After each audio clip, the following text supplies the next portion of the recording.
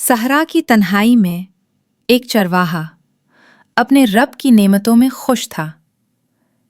یہ تھا حازم۔ ہوا تیز ہوئی، ریت اڑی، مگر حازم کا دل ہمیشہ کی طرح مطمئن رہا۔ اچانک دور سے شاہی قافلہ نمودار ہوا، تقدیر کا پہلا اشارہ۔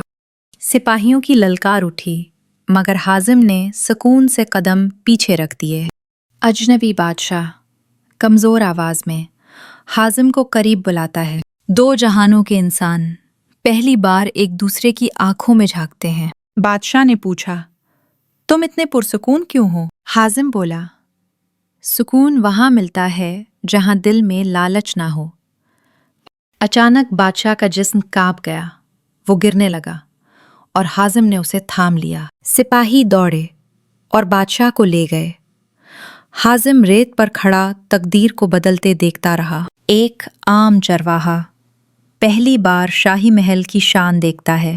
محل کے ستون، روشنی، وسعت، سب کچھ حازم کے لیے نیا تھا۔ بادشاہ درد میں مبتلا حازم کو پھر بلا لیتا ہے۔ وہ دھیمی آواز میں کہتا ہے، مجھے تم یاد ہو، صحرا والا لڑکا۔ وزیر کی آنکھوں میں جلن بھڑک اٹھی، خطرہ پیدا ہو گیا تھا۔ وہ غرایا، ایک چرواہا بادشاہ کا مشیر؟ ہرگز نہیں۔ بادشاہ نے حازم کو اپنا مشیر بنانے کا فیصلہ کیا۔ حازم کو بادشاہ کے سامنے لایا گیا۔ بادشاہ نے گہری سانس لی، سچ دل سے نکلنے والا تھا۔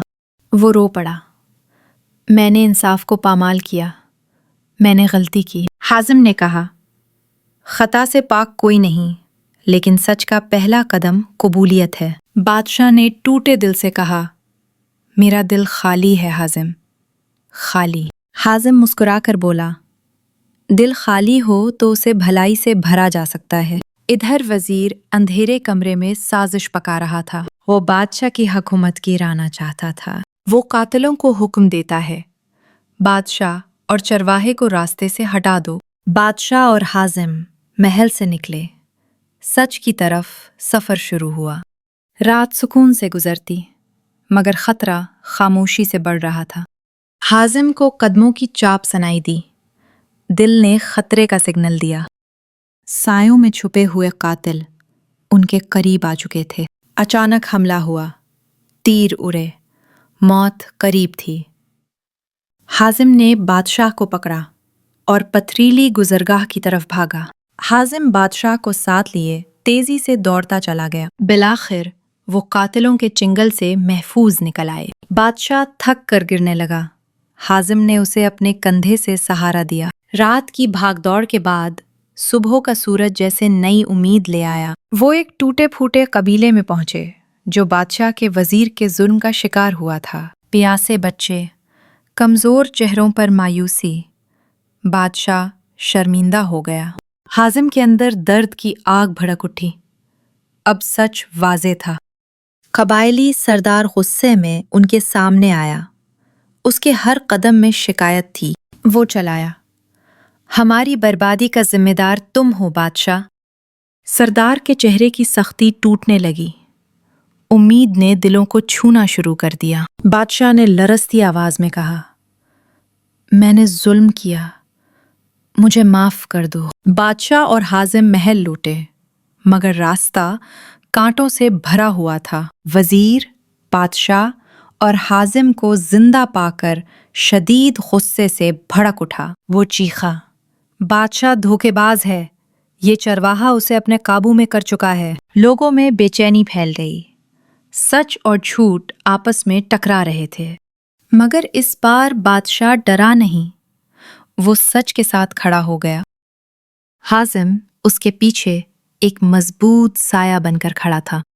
وزیر آخری بار چیخا، مگر اب اس کی آواز کمزور پڑ گئی۔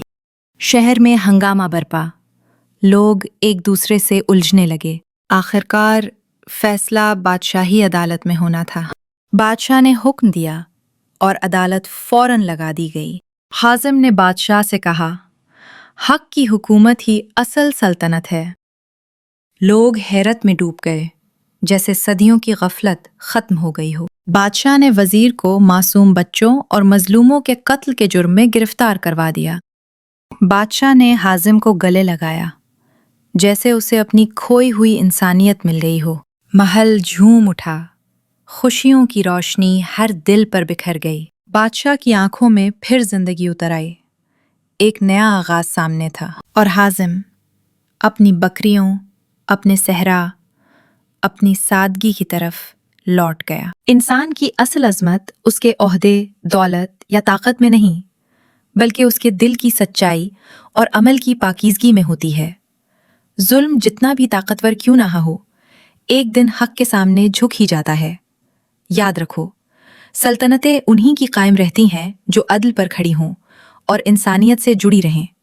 और कभी कभी एक सादा चरवाहा भी वो रोशनी ले आता है जो बादशाहतों के अंधेरों को मिटा देती है। अगर आपको ये वीडियो पसंद आए तो चैनल को सब्सक्राइब करें।